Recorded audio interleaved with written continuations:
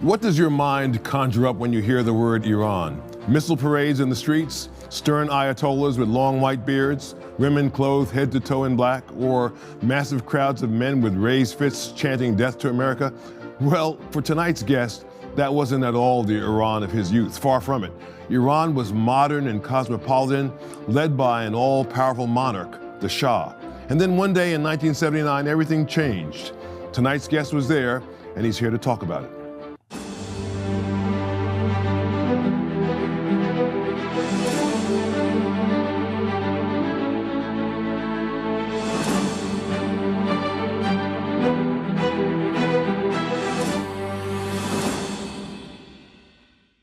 David Nasser was a boy growing up in the privileged family of an Iranian military officer, a life made possible through years of modernization and economic reforms in the ancient kingdom of the Lion and Sun, Persia. But it was this very same progress that triggered a massive backlash and led to the overthrow and exile of the self-declared King of Kings, the Shah, and his royal court. That meant David's father and their family would need to flee the new Islamic Republic of Iran or face a terrible fate. Tonight, he joins us to share his journey to freedom. David, welcome to State of Independence. Now, how old were you when you and your family made that escape from Iran? And what do you remember about those first moments? Hey, Joe, it's so good to be with you. I was 9 years old in 1979 when the Iranian Revolution took place. I vividly remember those days, Joe. I remember just being afraid for our lives when the Ayatollah Khomeini and his religious zealots began to, really turn everything that we held safe and sacred upside down. And so, I was a 9-year-old little boy who was a military kid. My father was high ranked in the military, and so I have vivid memories of just my dad coming home and talking to my mom and my family about how the government was being overthrown. Wow. So here it is, you're 9 years old. You find out like one day, like probably after school, you're expecting that your life is going to be right there in Iran. And then one day after school, you learn that, hey, everything's going to change. And it ends up meaning you got to move. And Absolutely. So you get on a plane, you fly to the United States with, I guess, all your belongings. I mean, you left your home, which is probably a nice home in Iran.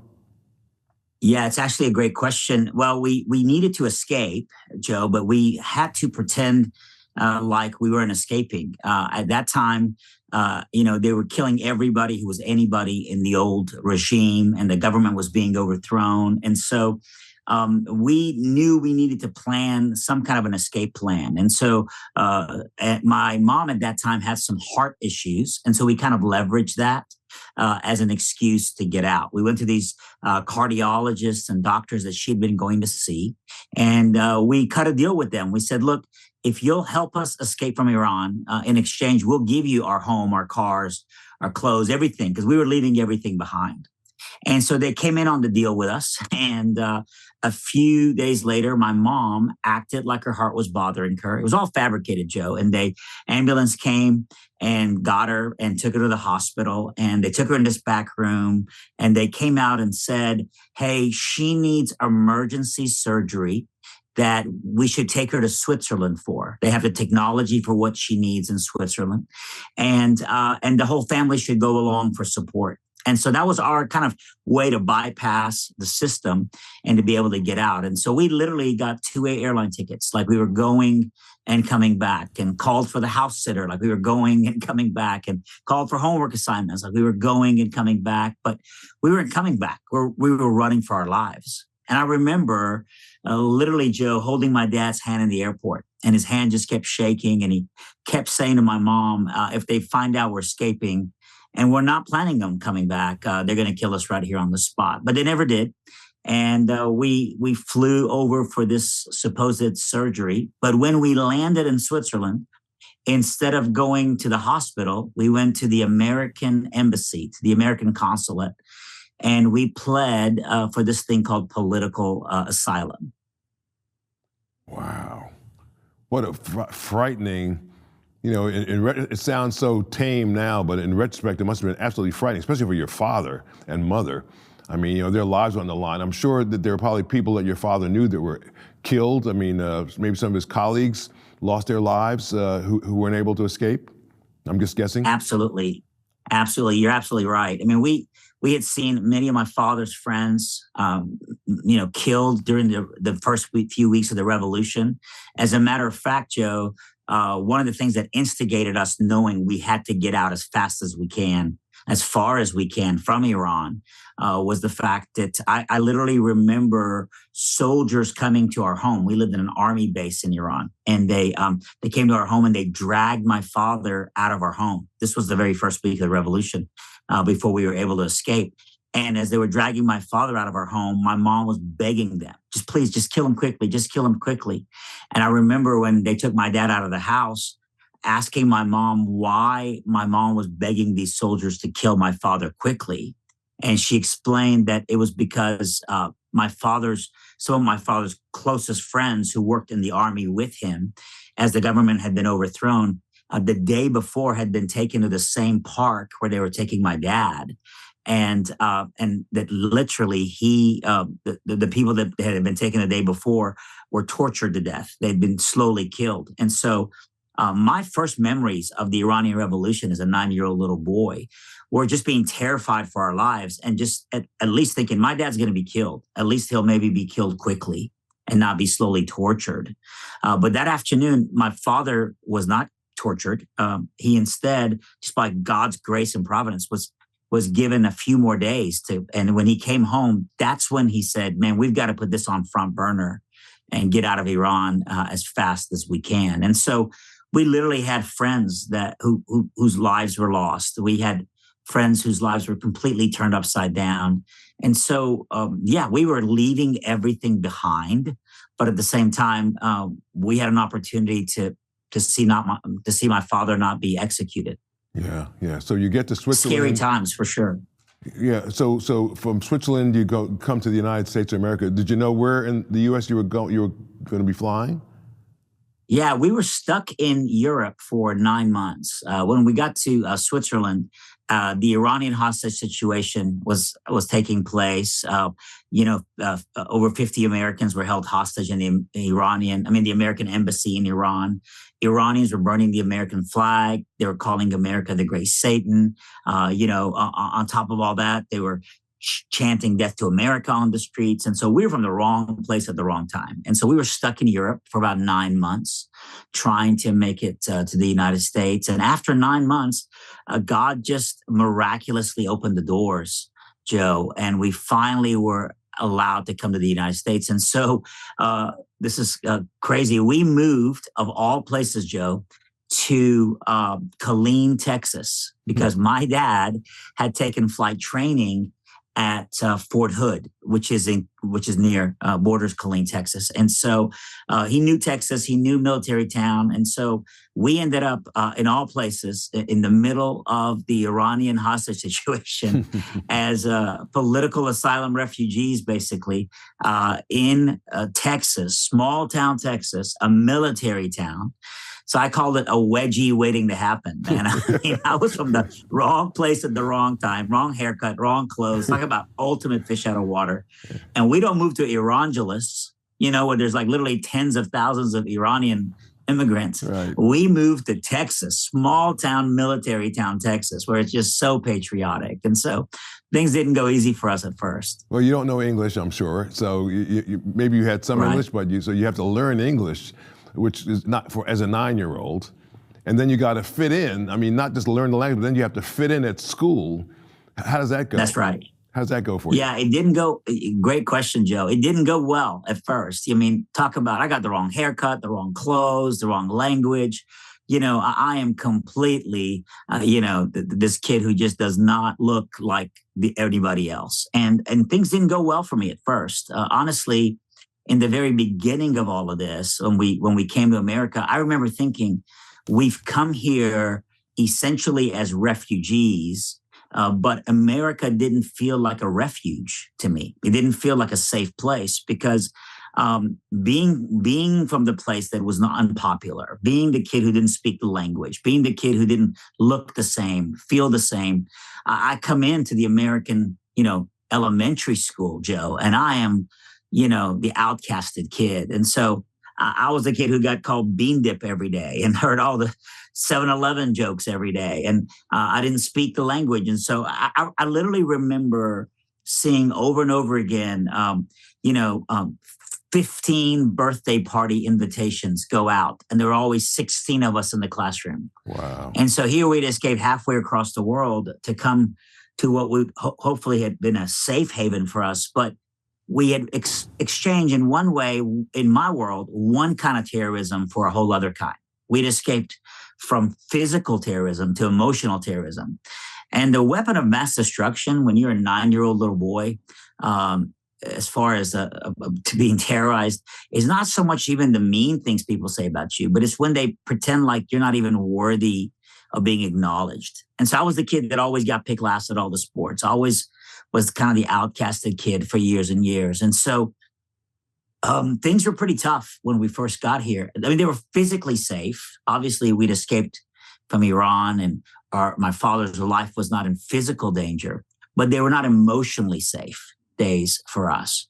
Yeah. And so, we had a pretty uphill battle for years and years. And for years, that was me. You're from a Muslim country.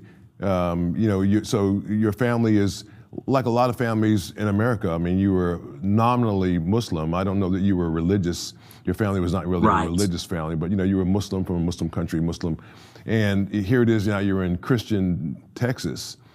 And so what was that like? I mean, were people, did Christian folks welcome you with open arms and say, well, we know you're Muslim, but we love you anyway, and come to our church? Or what happened? I mean, they weren't nice to you in school initially, but tell me more. Yeah, well, for years, I was kind of the outcasted kid. And like you said, we came from a Muslim heritage. We were Shiite Muslims by heritage. My mom didn't wear chador, and so we weren't devout Muslims, but more cultural than anything else. But again, that just added one more layer of fish out of water, one more layer of just being the kid who just didn't belong and just felt like, here we'd escaped halfway across the world to come to a place where I was just going to be the kid who was going to spend the weekends alone and was not going to have a whole lot of friends and was going to get picked last at all the sports. And that was me all the way through elementary school. That was me all the way through, junior high. And I was kind of the outcasted kid. And honestly, when I look back on those years, there wasn't a whole lot of touch points where people were super kind, and gracious. There were a few encounters with some Christians that had shown kindness and grace to us. But I think maybe in one sense, we just felt unreachable because we were this Iranian Muslim family, And so that was us until the day my freshman year in high school was about to start, when all of a sudden my dad, Joe, felt sorry for me. He heard me crying in my bedroom. And I came in and I told him all that was going on and how I was always kind of that outcasted kid, the fish out of water. And he felt sorry for me. And so my dad invited me to get in the car with him, and he took me to the mall and he gave me an extreme makeover. And on the outside, I made, I got new clothes, new haircut, new shoes, new everything. Same insecure kid on the inside, Joe, but different on the outside. And there was a 180 flip during my high school years.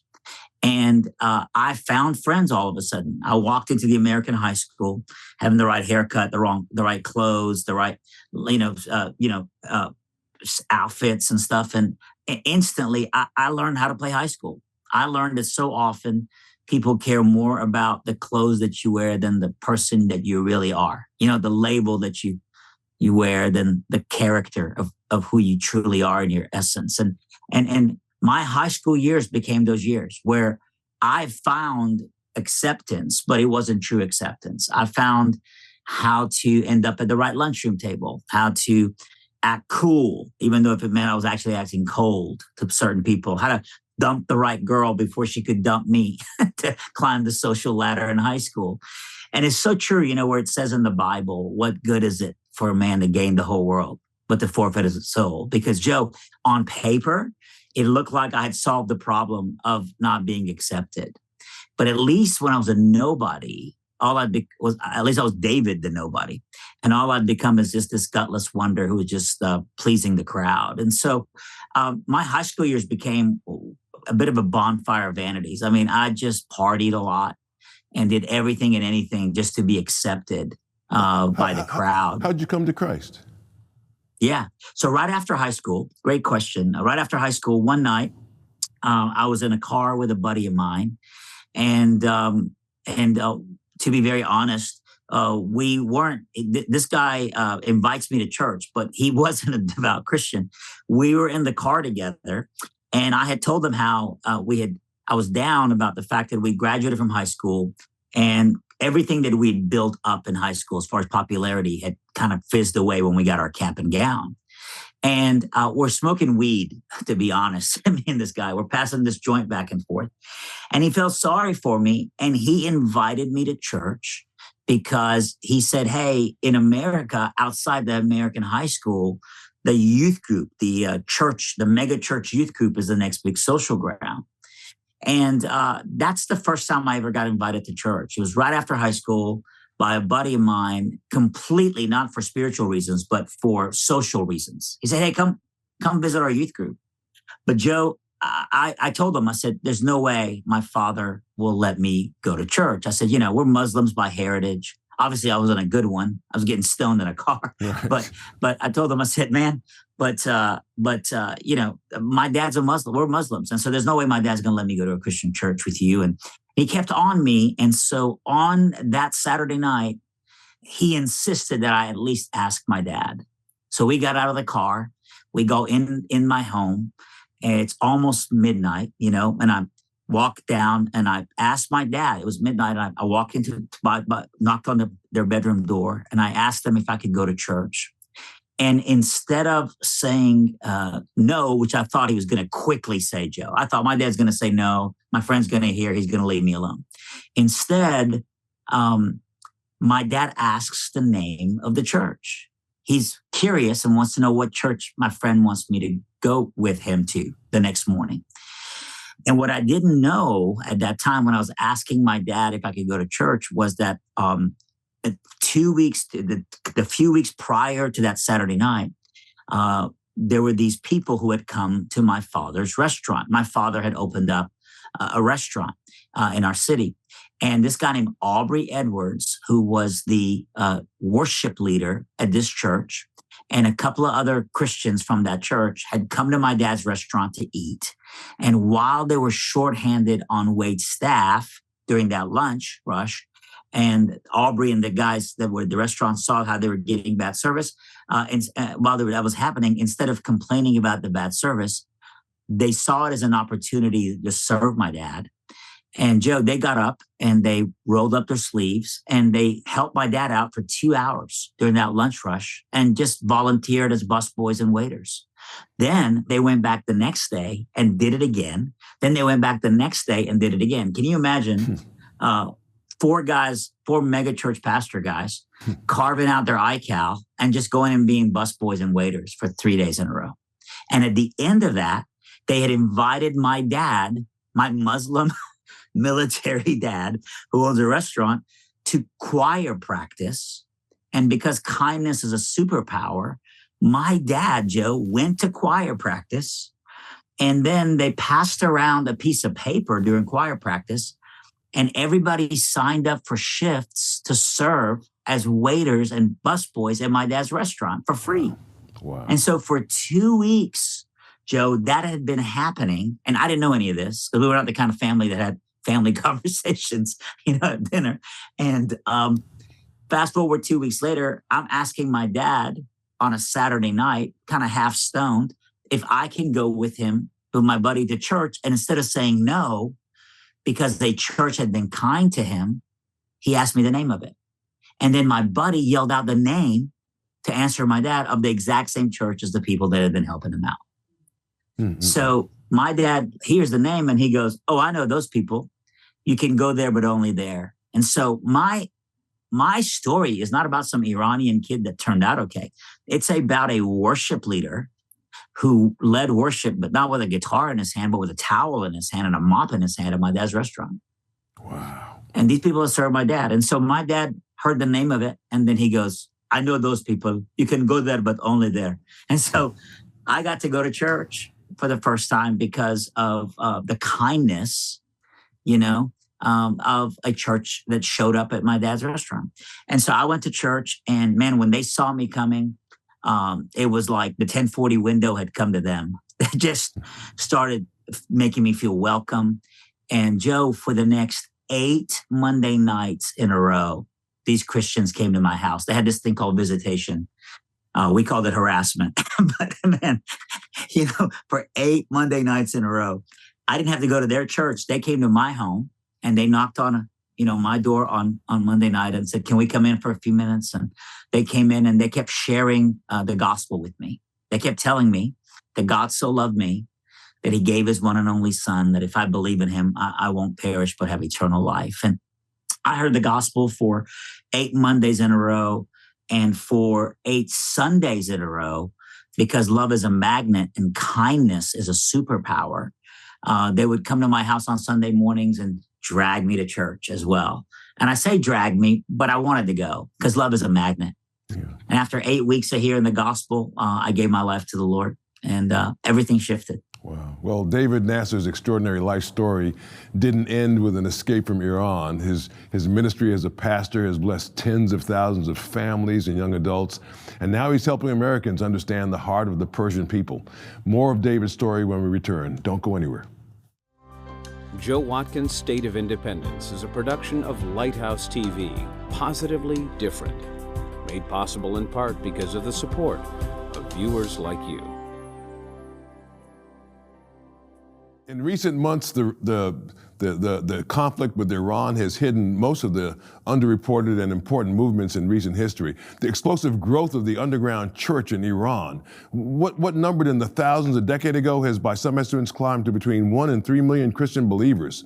Observers say the Iranian church is among the fastest growing Christian movements in the world. So David, hey, how, as somebody who came from Iran, how do you explain what's happening in Iran? What does that look like to you? Yeah, I think that's a really great question. I think the people in Iran have had it with what I call religion gone wrong. I think they've stood in line for 5 hours for a loaf of bread and have had a lot of time to think about how is this religion working out for us. I think when you think about the grip of Islam really the IRGC and these mullahs in Iran and how they've just governed in the past few years, they've really turned a generation of young people away from a desire for Islam. And so in one sense, you would think that they would have no taste for religion, but at the same time, I think they have a real appetite for redemption. And so it has been real fertile ground as they're losing their parents' faith, Islam, and wondering if there's more out there, that they are turning to Christianity. The fastest growing church in the world currently is the underground church in Iran. And the church in Iran is seeing its finest hour. And I think so much of that is because the younger generation of Iranians are, and even older people in Iran are done with fear-based religion and are looking for faith-based, redemption. And they're finding it as in the gospel. And so, obviously, to be the underground church in Iran means you're putting your life at risk, because these are churches that are meeting in homes in secret, but they're just winning their neighbors to the Lord. And they're using kindness to step into the gap, into the life of people. And in a moment where there's so much desperation, drug addiction is rampant in Iran. In a moment where, everything seems to be just so under the current of this regime, the church is seeing its finest hour. And it's exciting to hear how literally millions of people have come to know the Lord through the underground church in Iran.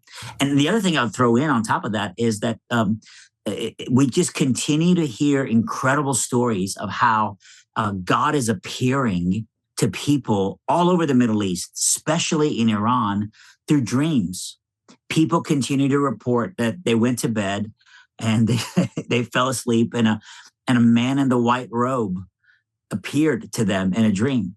And so I think the Holy Spirit's doing an amazing work of just softening the soil, so that when the church comes and shares the gospel with somebody, they're going, man, I've already had visions and dreams about this man in the white robe. And so I think the church in Iran is seeing its finest hour. Amen, brother. Thanks so much, David. Get to know David Nasser and his ministry at davidnasser.com and get a copy of his life story, Jumping Through Fires. What a powerful story. I'll be joined in a moment by our great producer, Jeff Coleman, with closing thoughts. You're watching Joe Watkins' State of Independence on Lighthouse TV. Positively different. And now let's talk to our great producer, Jeff Coleman. A few weeks ago, my son and I had the privilege of worshiping with a dozen Iranian believers, and they were showing me on their WhatsApp images from the secret church meetings that were happening that very morning. So what David is describing is it's like a wildfire, and to a person, they had these dramatic stories of conversion, because in Iran, it is a choice. It is a life and death choice, but it's also a rejection of lifestyle. So you are putting your property, you're putting your family relationships, you're putting your cultural identity on the line. What David is doing right now, which is helping translate that experience to Americans today, through the power of kindness and hospitality, that we can do something in this moment, which is to be open and ready when you see a hijab in your neighborhood, when you see someone who looks like they were beamed in from the Middle East. Know that they are, in 9 times out of 10, not just open to friendship and relationship, but they are open to having you in their home, and you'll spend a lot of time not just learning their story, but learning about them personally. And these are cultivating deep friendships and relationships takes a long time, and not to give up. This idea that people are not unreachable is a powerful one. Yeah, and I like what he said about kindness. The superpower. Yeah, indeed. Yeah. Well, David Nasser could never have imagined a story like the one God has written for him and his beautiful family. And today we're beginning to see the outlines of an even bigger story for the land of his birth, Iran. No matter what happens politically, the transformation of the hearts of millions of Iranians is unstoppable. I can't wait to see what God has planned for that beautiful nation. Take a minute to let me know how this conversation with David Nasser spoke to you with a note in the comments section at joewatkins.org. I'll read and respond to every one of them. For Jeff Coleman and the entire team behind the cameras, thanks for watching. From Philadelphia, America's first capital, I'm Joe Watkins. We'll look for you back here next week.